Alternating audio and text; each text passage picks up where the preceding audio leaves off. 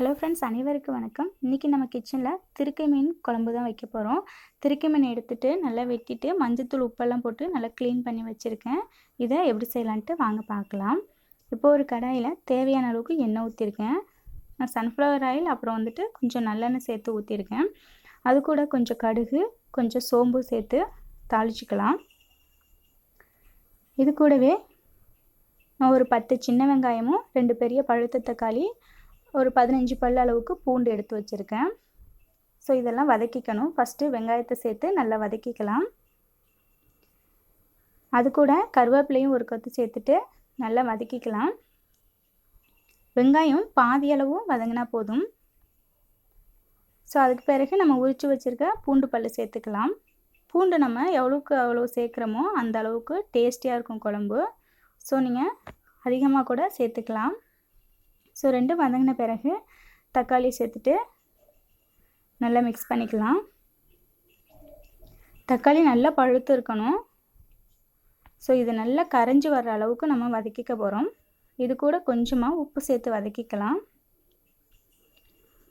சேர்த்துட்டு நல்லா வதக்கிக்கலாம். இப்போ பார்த்தீங்கன்னா தக்காளி நல்லா கரைஞ்சி வந்திருக்கு பாருங்கள், சூப்பராக வெந்துடுச்சு. இப்போ நம்ம இது கூட மசாலா பொருள் சேர்க்க போகிறோம். நான் 3 டேபிள் ஸ்பூன் அளவுக்கு மல்லித்தூள், அப்புறம் காரத்துக்கு தகுந்தாற் போல் மிளகாய்த்தூள், அப்புறம் கொஞ்சம் மிளகுத்தூள், மஞ்சத்தூள் எடுத்திருக்கேன். இதெல்லாம் சேர்த்துட்டு நல்லா வதக்கிக்கலாம். மசாலாவோட அளவுகள் எல்லாம் டிஸ்கிரிப்ஷன் பாக்ஸில் கொடுத்துருக்கேன், செக் பண்ணி பார்த்துக்கோங்க. இது ஓரளவு வதங்கினா போதும். ஒரு பெரிய லெமன் சைஸ் அளவுக்கு புளி எடுத்து நல்லா கரைச்சி வச்சுருக்கேன். இது புது புளி, அதான் கலர் எப்படி இருக்குது. நீங்கள் பழைய புளி இருந்தாலும் சேர்த்துக்கலாம். ஸோ உங்களுக்கு புளிப்பு எவ்வளோ தேவையோ அந்த அளவுக்கு சேர்த்துக்கோங்க. சேர்த்துட்டு நல்லா மிக்ஸ் பண்ணி விட்டுக்கலாம். குழம்பு ரொம்பவும் தண்ணியாக இருக்கக்கூடாது. ரொம்ப தண்ணியாக இருந்துச்சுன்னா டேஸ்ட்டாக இருக்காது. ஸோ அதனால் தண்ணி பார்த்து சேர்த்துக்கணும். இப்போ இந்த குழம்புக்கு தேவையான அளவு உப்பு சேர்த்துக்கலாம். நம்ம ஏற்கனவே கொஞ்சம் உப்பு சேர்த்துருக்கோம். ஸோ இப்போ பார்த்து சேர்த்துக்கணும்.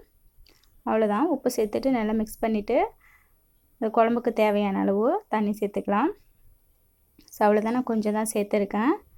ஸோ கொஞ்சம் கெட்டியாக வைக்கிறதுனால பார்த்திங்கன்னா குழம்பு நல்லா கொதித்து வந்துருச்சு. இது இன்னுமே கொதித்து வரணும். பச்சை வாடையெல்லாம் போகணும். அந்தளவுக்கு கொதித்து வரணும். ஏன்னா திருக்கை மீன் கரைஞ்சிரும் ரொம்பவும் ஃபஸ்ட்லேயே போட்டோம்னா. அதனால் நம்ம மீன் குழம்பு எப்படி வைக்கிறோமோ அது போல் தான். இது நல்லா கொதித்து வந்த பிறகு இந்த ஸ்டேஜில் உப்பு காரம்லாம் கரெக்டாக இருக்கான்னு செக் பண்ணிக்கோங்க. ஸோ அவ்வளோதான். இப்போ நம்ம எடுத்து வச்சுருக்க திருக்கை மீன் சேர்த்துக்கலாம். நான் கொஞ்சம் பெரிய பெரிய பீஸாக தான் கட் பண்ணி வாங்கிட்டு வந்திருக்கேன். ஸோ இது எல்லாத்தையும் சேர்த்த பிறகு ஒரு தடவை நல்லா மிக்ஸ் பண்ணி விட்டுக்கலாம். மிக்ஸ் பண்ணிவிட்டு நல்லா கொதிக்க விட்டுடலாம். மூடி வச்சு கொதிக்க விட்டுடலாம். இதுக்கு இடையில் தேங்காய் அரைச்சிட்டு வந்துடலாம். தேங்காய் கொஞ்சமாக ஒரு டீஸ்பூன் அளவுக்கு மிளகு சேர்த்து அரைச்சிருக்கேன். அப்போ தான் கடைசியாக நம்ம சேர்க்கும்போது மிளகு வாசனையோட ரொம்பவுமே டேஸ்ட்டாக இருக்கும். அது பார்த்திங்கன்னா ரொம்பவுமே அதிகமாக தேங்காய் சேர்க்க வேண்டியதில்லை. ஸோ கம்மியாக சேர்த்துக்கிட்டால் போதும். இது 3-4 நாள் வரைக்குமே கெட்டு போகாது இந்த குழம்பு. ஸோ அந்தளவுக்கு டேஸ்டியாகவும் இருக்கும். ரொம்ப ஹெல்த்தியான ரெசிபியும் கூட.